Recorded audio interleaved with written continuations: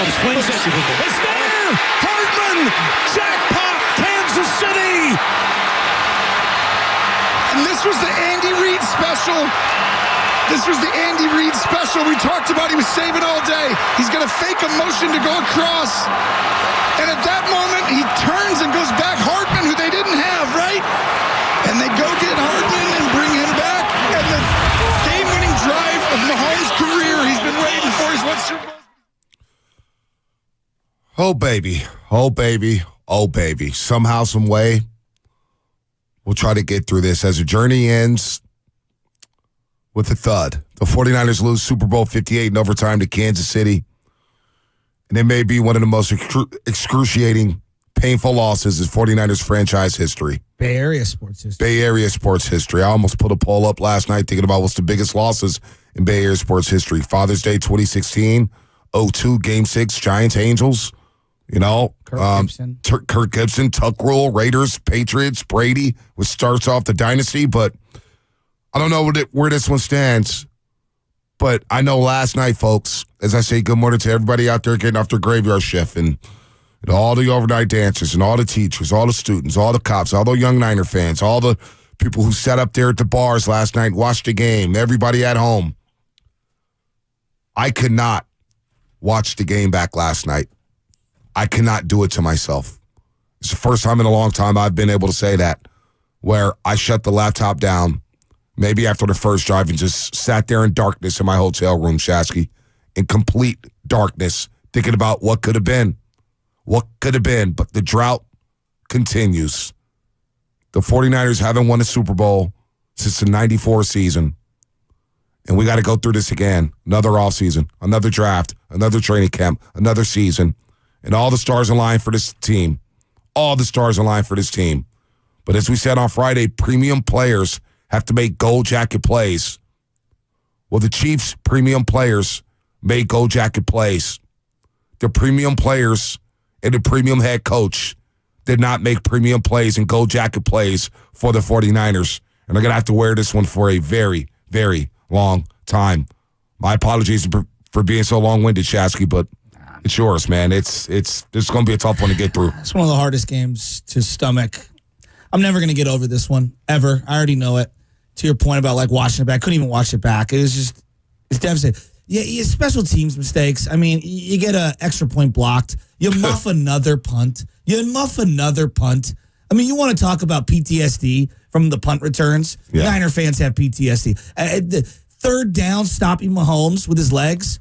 You know, let's start with Mahomes. We'll get to the Niners aspect. People could dissect, he didn't even play that great. That was a Michael Jordan-like performance. And it was like a C-plus Mahomes performance. His legs on third down, 3rd and 1 in the fourth quarter, 3rd and 1 in overtime. His ability to make plays and to extend plays, it's just, he's an all-time legend. And we said it when we were walking out, and somebody turned to us and goes, yeah, he's Michael Jordan. And that makes us the Utah Jazz. Wow. You know how hard it was to hear that? Yeah. And now I'm thinking to myself, watching this guy get his 3rd Super Bowl, we are the equivalent of the Cincinnati Bengals for his Joe Montana resume. We've lost now, not once, but twice to him. And in this one, he turned it over. He left it on a platter for you to go and seize it. And the inconsistency with play calling, the contradictory, I'm aggressive, but then I'm not aggressive. I'm going to give it to McCaffrey, but now he fumbles, and so I'm not going to go to him, and I'm going to go away from him. You don't touch the ball for an entire real-time hour coming out of the second quarter to the third quarter, and then we're going to come out passing when we have no rhythm. Losing Dre Greenlaw the way you did felt very Bowman-like. Losing one of my favorite players, and then not capitalizing and not punching the ball into the end zone. Settling for field goals, giving that guy the ball again. You knew in overtime, you better get 6 because that guy over there is getting 6. 3 is a minimum for him. 6 was what you had to get. And I just, the Shanahan stuff, no one is saying run him out of town. He's a great coach, but there is something to these big games. There is something to it. No one's saying we need to throw him out with the bathwater. Right. But my God, like the the allocation of timeouts. I'm looking at the end of the second quarter. Mahomes is marching down. There's 1:09 on the clock. I'm saying to you, call a timeout. They're scoring. They're going to score. Well, yeah. You're going to need to score more points. You needed to call a timeout before second down, and you didn't do it. And then on third down, with the clock ticking, you called the timeout? It made no sense.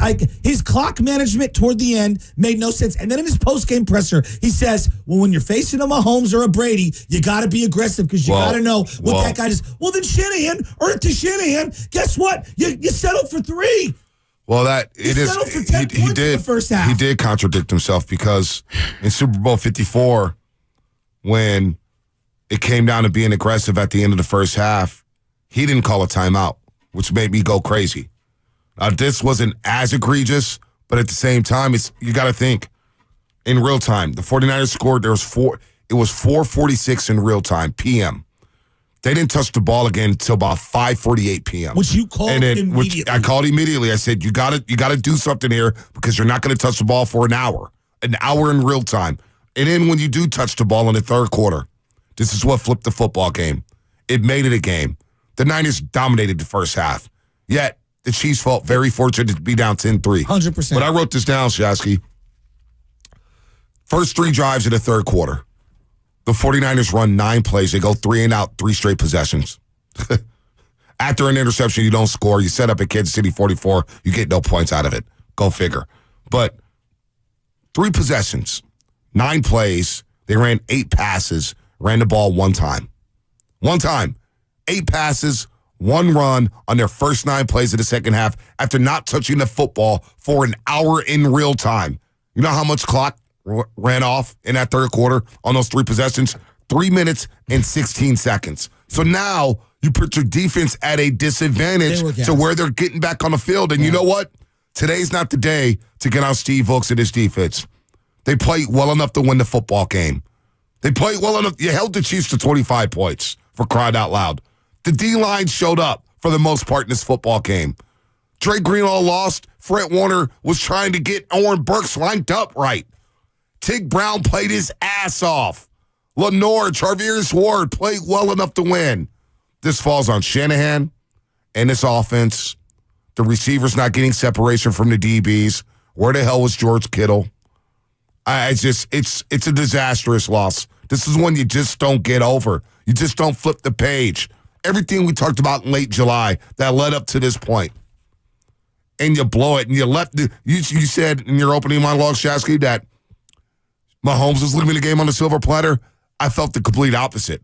I thought the Niners were leaving the game on a silver platter for Mahomes. You were dealing with the devil over and over and over. You know who's on that sideline. What are you messing around for? You fumble on the first possession. You get the extra point blocked. Ray-Ray McLeod, what are you doing? You got to call poison. Get the hell away from the football. Get away from it.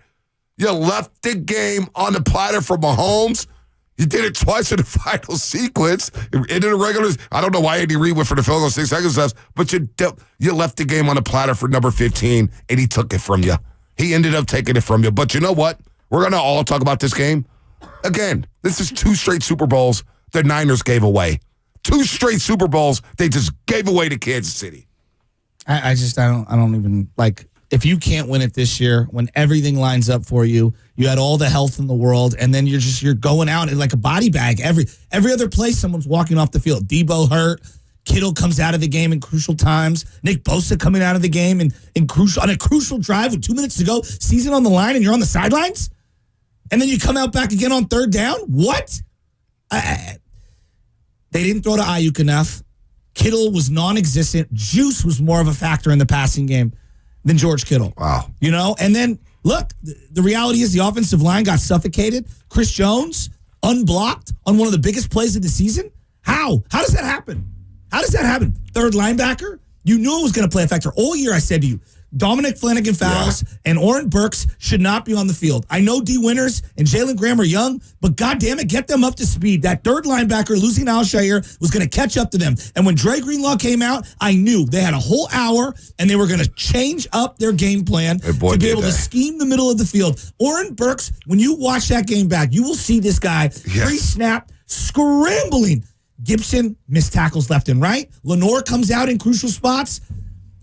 All that being said, you held them to 19 points basically in regulation. And if you would have told me the defense held them to 19 points with short fields, you muff a punt, you give them the ball right there in the 16-yard line. Yeah. With McCaffrey marching on down, you give them the ball right there. Like, I thought this defense played well enough to win. We could pick apart situational third downs. They had a beautiful 3rd and 1 at the end of the overtime there, where they have Kelsey coming across the formation, a 4th down play that was beautiful. That guy didn't even have the greatest game ever, but he's one of the greatest players I've ever seen in my life. And you know why? Because you can never, ever count him out. Nope. And when there's pressure right in his face, he gives magic. Every single time. The guy's a wizard. He does. So Drake Greenlaw goes out. Kelsey's going crazy in the first half. He had 1 catch for 1 yard. Well, he got going in the second half. He ended up with 9 catches and 93 yards. Who's the first team All-Pro tight end? George Kittle. 2 catches, 4 yards. Deebo Samuel, 11 targets, 3 catches, 33 yards. Their cornerbacks Locked up the Niners. That was one of the best cornerback performances I've seen in person and since maybe the Legion of Boom. Well, they locked the Niners up. Deebo Samuel again, 11 targets, 3 catches, 33 yards. Ayuk, 3 catches, 49 yards. Kittle, 2 catches, 4 yards. Those 3 guys. And I believe they should have force-fed Ayuk. It should have flipped it. 11 targets for Ayuk, 6 targets for Deebo. Because he was getting no separation from any of those DBs. 8 catches, 84 yards from Kittle, Deebo, and Ayuk. That just can't happen in a big game. You know, can't happen. B, I'm going to keep going back to it. Like, you know, Shanahan tells us all year, I trust my quarterback. I trust my quarterback. I trust my quarterback. And then there are situations that happen in the game where you're saying to me at the podium post-game, you're facing one of the all-time greats. Brady and Mahomes, you just have to treat them different. And you say you have faith in your quarterback, and multiple times you had opportunities to either stop the clock, to get the ball back, to be aggressive, because you tell me you trust him, or to go for the gusto. You cannot sit here with a straight face, Shanahan, and think 3 points in overtime was going to get it done. No one on the planet who supports the Niners thought giving the ball to Mahomes with just a field goal was sufficient. Yep. No, and I'm not even saying they should have gone for it in 4th and 5 or whatever it was. 4th and 4. It was a long 5. It was closer to 5. Like, to me, it was closer. And I get it. It's a tough spot. You had ran out of gas. It just felt like they got into the red zone and everything got suspect. Well, guys missed blocks on the 3rd and 4. When you throw an incomplete pass to Juwan Jennings, and by the way, IU could beat his man, and we watched him. He ran right in front of us. Wide open back in the end zone on the drag route. Chris Jones is a Hall of Famer who makes gold jacket plays, and he comes through unblocked and he disrupts the play. He makes plays when you need him to make plays. Yeah, and contrast that to Nick Bosa, 4th and 1, Kansas City in overtime. They baited Nick Bosa. They knew he was crashing down on the line of scrimmage. He lost containment. Mahomes, easy pickup for first down. They go on to win the football game. But how about Kelsey? Season on the line. And what are you and I saying? Who's got Kelsey? Who's got Kelsey? I'm watching Gibson and Oren Burks. They're like pointing at each other. Well, it was all day. Wide open over the middle. And then they do the crosser. I'm like, guys, if you're going to go down, double teaming Kelsey and beg someone else. Beg Valdez-Scantling to beat you. Beg Mecole Hardman to beat you. Well, you know, when I think about this game, the third quarter, no doubt, flipped everything because Mahomes comes out and a defense again. They get a stop. You get an interception.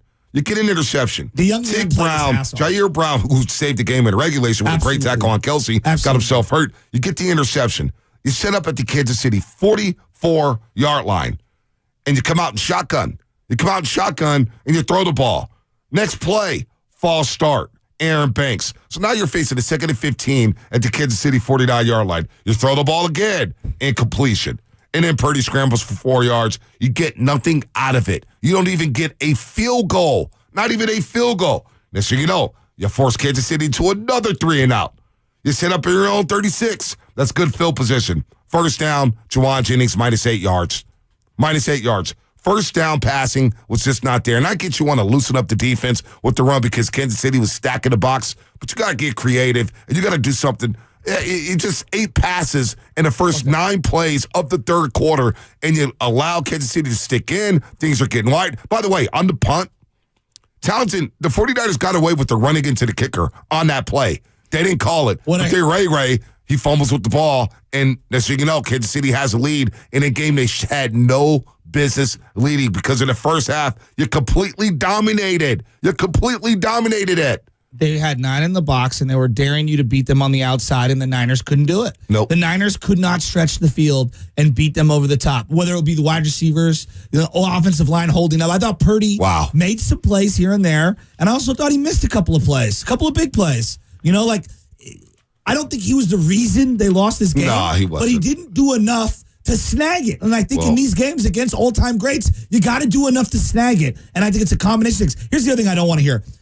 You went away from the best player on the team in CMC. Christian McCaffrey. I counted 1, 2, 3, 4, 5, 6, 7, 8. He had 8 touches in overtime.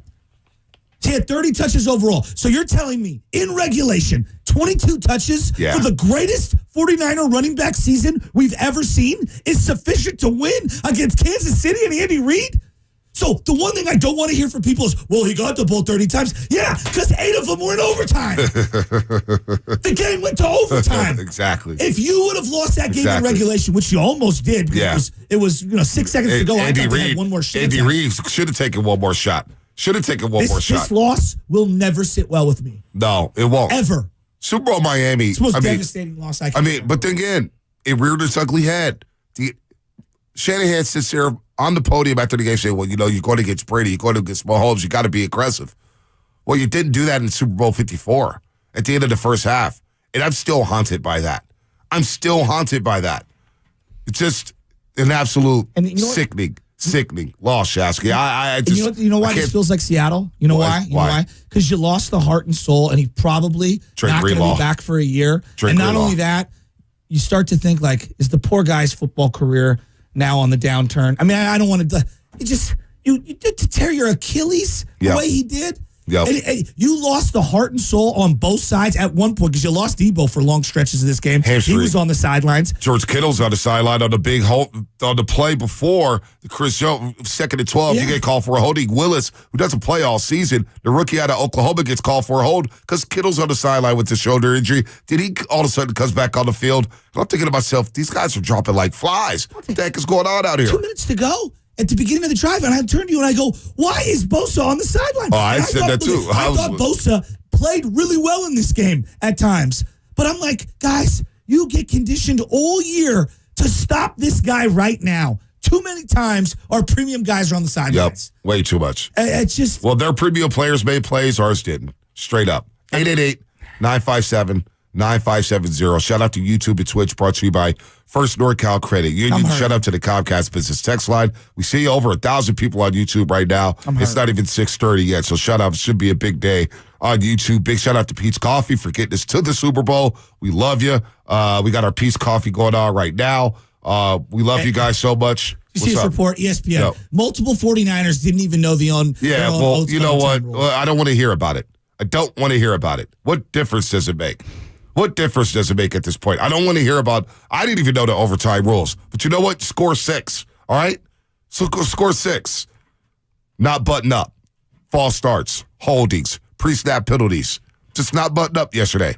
Not good enough to win a Super Bowl against Mahomes. Block PAT, fumble punt. Just you're not taking advantage of turnovers. Not taking advantage of great field position. Just unbelievable. We're going to be talking about this for a long, long time, folks. A long, long time. We got a break here, Shasky. Save that thought. Your phone calls, 888-957-9570. Line them up. I don't even know what to say to you, United Empire. I feel for you. I truly feel for you. That's what's coming up on the game, brought to you by Fremont Bake. Full-service baking. No compromises. With heating bills as high as they are.